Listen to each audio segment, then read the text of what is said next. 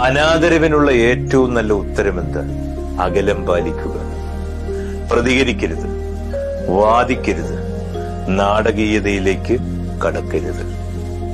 പ്രതികരിക്കാനും തിരിച്ചു വാദിക്കാനും നമ്മുടെ ഭാഗം വിശദീകരിക്കാനുമുള്ള പ്രവണത സ്വാഭാവികമാണ്. മൂല്യങ്ങൾ തിരിച്ചറിയാത്തവരുടെ മുമ്പിൽ സ്വയം വിശദീകരിക്കാൻ നിൽക്കരുത്. അവർ അവരുടെ മുൻധാരണകളിൽ തന്നെ ഉറച്ചു നിൽക്കും. വിശദീകരണങ്ങളും തെളിവുകളുമൊന്നുമല്ല, മനസ്സിൽ ഉറപ്പിച്ചെടുത്ത കാര്യങ്ങളുടെ സ്ഥിരീകരണം മാത്രമാണെന്നേ അവർക്ക് വേണ്ടത്.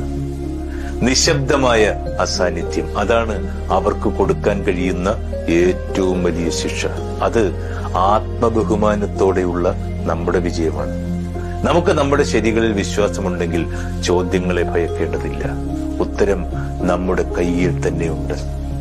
മറ്റാരെങ്കിലും വിധിക്കുന്നത് നമ്മുടെ കാര്യമല്ല, അത് അവരുടെ ഭയത്തിൽ നിന്നുമുള്ള അപൂർണതയിൽ നിന്നാണ് ഉണ്ടാകുന്നത്, നമ്മുടെ സത്യത്തിൽ നിന്നല്ല.